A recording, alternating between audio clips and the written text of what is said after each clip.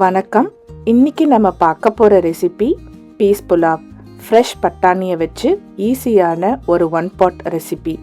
கிட்ஸோடைய lunch பாக்ஸ்க்கெல்லாம் pack பண்ணணுன்னா செம ஈஸியாக பேக் பண்ணிடலாம். வாங்க இனி இதை நம்ம எப்படி செய்யறதுங்கிறத பார்க்கலாம். இது செய்யறதுக்கு தேவையான பொருட்கள்: ஜீரகம் 1 டீஸ்பூன், சோம்பு 1 டீஸ்பூன், ஏலக்காய் 2-3, கருப்பு ஏலக்காய் 1, கிராம்பு 3-4, பட்டை 1 இன்ச், பிரியாணி இலை 1, அன்னாசி பூ 1, பச்சை பட்டாணி 1 கப், பாஸ்மதி அரிசி 1 கப், நெய் 2 டேபிள் ஸ்பூன், வெங்காயம் 1 கப், பச்சை மிளகா 1-2, முந்திரி பருப்பு 2-3 டேபிள் ஸ்பூன், புதினா இலைகள் 10-15, கொத்தமல்லி 1/8 கப், இஞ்சி பூண்டு விழுது 1 டீஸ்பூன், தண்ணி 1½ கப், உப்பு தேவையான அளவு. ஒரு குக்கரில் 2 டேபிள் ஸ்பூன் அளவுக்கு நெய் சேர்த்துக்கோங்க. நீங்கள் எண்ணெய் வேணாலும் சேர்த்துக்கலாம், அப்படி இல்லைன்னா நெய் ப்ளஸ் எண்ணெய் கலந்து கூட சேர்த்துக்கலாம். எடுத்து வச்சிருக்கிற எல்லா ஸ்பைசஸையும் இதில் சேர்த்துக்கோங்க. இதுலேருந்து ஒரு நல்ல வாசனை வர வரைக்கும் இதை நல்லா வதக்கி கொடுத்துக்கோங்க. ஒரு 30 வினாடிலேருந்து 1 நிமிஷம் வரைக்கும் ஆகலாம்.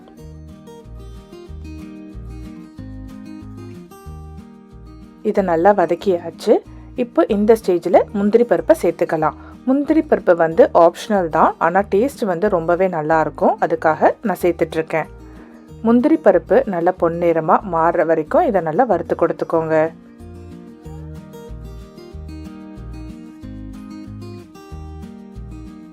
முந்திரி பருப்பு பொன்னிறமாக மாறிடுச்சு. இந்த ஸ்டேஜில் வெங்காயத்தை சேர்த்துக்கலாம். நான் 1 கப் அளவுக்கு நீல வாக்கில் கட் பண்ண வெங்காயத்தை சேர்த்துட்ருக்கேன். கூடவே காரத்துக்கு ஏற்ற மாதிரி பச்சை மிளகா சேர்த்துட்டு வெங்காயம் நல்லா கண்ணாடி பதம் வர வரைக்கும் இதை நல்லா வதக்கி கொடுத்துக்கோங்க.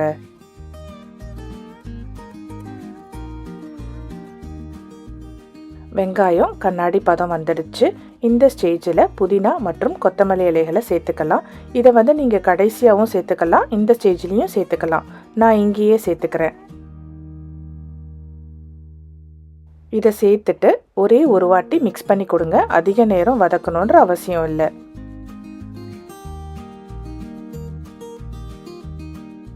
கூடவே 1 டீஸ்பூன் அளவுக்கு இஞ்சி பூண்டு விழுது சேர்த்துட்டு இஞ்சி பூண்டு விழுதோடைய பச்சை வாசனை போகிற வரைக்கும் அதை நல்லா வதக்கிக்கோங்க. ஒரு 30 வினாடிலேருந்து 1 நிமிஷம் ஆகலாம். எல்லாத்தையும் சேர்த்து நல்லா வதக்கி கொடுத்தாச்சு. இந்த ஸ்டேஜில் நம்ம ஃப்ரெஷ் பட்டாணியை பார்த்து சேர்த்துக்கலாம். 1 கப் அளவுக்கு பட்டாணியை சேர்த்துக்கோங்க. ஒரு வாட்டி இதை நல்லா கலந்து கொடுத்துக்கலாம்.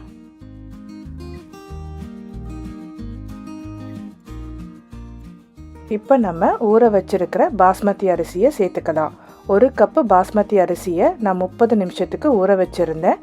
தண்ணியெல்லாம் வடிகட்டிட்டு அரிசியை சேர்த்துக்கோங்க. இப்போ இதை ரொம்ப ஜென்டிலாக மிக்ஸ் பண்ணி கொடுங்க. அரிசி உடஞ்சிடக்கூடாது. அதனால் இந்த மாதிரி சைட்லேருந்து எடுத்து ரொம்பவே ஜென்டிலாக மிக்ஸ் பண்ணி கொடுத்துக்கோங்க.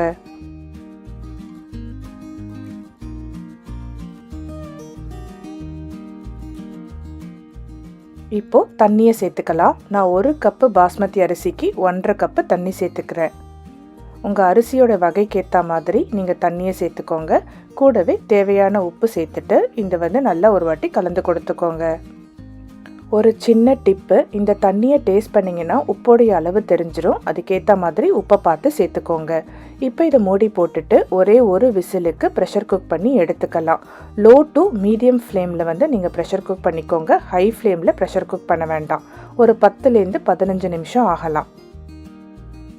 இதை ப்ரெஷர் குக் பண்ணி முடிச்சதுக்கப்புறமா ஒரு 30 நிமிஷத்துக்கு அதை அப்படியே விட்டுருங்க.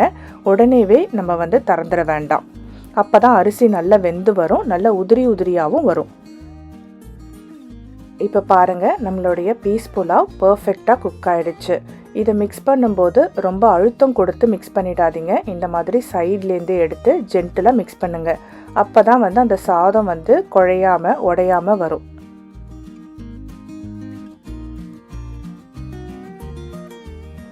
அவ்வளவுதாங்க, நம்மளுடைய பீஸ் புலாவ் ரெடி ஆயிடுச்சு. கண்டிப்பாக நீங்களும் வீட்டில் ட்ரை பண்ணி பார்த்துட்டு எப்படி வந்ததுன்னு சொல்லுங்கள்.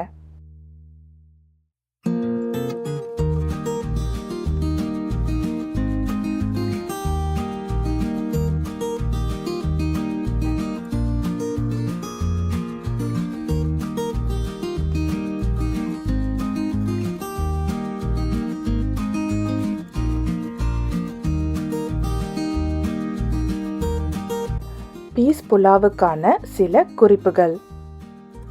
அரிசியை நல்லா ஊற வச்சுக்கோங்க. ஊற வைக்கிறதுக்கு மறந்துட்டிங்கன்னா 1 கப்பு அரிசிக்கு 2 கப்பு தண்ணி சேர்த்து 2 விசிலுக்கு ப்ரெஷர் குக் பண்ணி எடுத்துக்கோங்க. அதிக தீயில நீங்கள் விசில் விட வேண்டாம். லோ டு மீடியம் ஃப்ளேம்லேயே நீங்கள் ப்ரெஷர் குக் பண்ணி எடுத்துக்கோங்க. பாஸ்மதி அரிசி தான் இதுக்கு நல்லா டேஸ்டாக இருக்கும். ஆனால் நீங்கள் எந்த வகை அரிசி வேணாலும் பயன்படுத்திக்கலாம். உங்களுடைய அரிசியுடைய வகையை பொறுத்து நீங்கள் அதுக்கேற்ற மாதிரி தண்ணியை சேர்த்துக்கோங்க. ஃப்ரெஷ் பட்டாணி தான் இதுக்கு நல்லா டேஸ்டாக இருக்கும். ஆனால் நீங்கள் காஞ்ச பட்டாணிலையும் செய்யலாம். காஞ்ச பட்டாணி பயன்படுத்துகிறதா இருந்தீங்கன்னா அதை நல்லா ஊற வச்சுட்டு தனியாக ப்ரெஷர் குக் பண்ணிவிட்டு அதுக்கப்புறமா பீஸ் புலாவ் செய்யுங்க. இதுக்கு தக்காளி கரம் மசாலாலாம் சேர்க்க வேண்டிய அவசியம் இல்லை. விருப்பப்பட்டீங்கன்னா நீங்கள் சேர்த்துக்கலாம். சிலர் எலுமிச்சம்பழ ஜூஸ் சேர்க்கறது உண்டு. விருப்பப்பட்டீங்கன்னா கடைசியாக 1 டீஸ்பூன் எலுமிச்சம்பழ ஜூஸ் சேர்த்துக்கோங்க.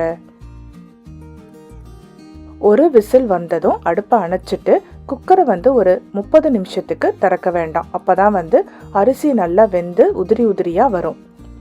இந்த வீடியோ பிடிச்சிருந்தா லைக் மற்றும் சப்ஸ்கிரைப் செய்து எங்களுக்கு சப்போர்ட் பண்ணுங்கள். உங்கள் ஃப்ரெண்ட்ஸ் அண்ட் ஃபேமிலிக்கும் ஷேர் பண்ணுங்கள். நன்றி.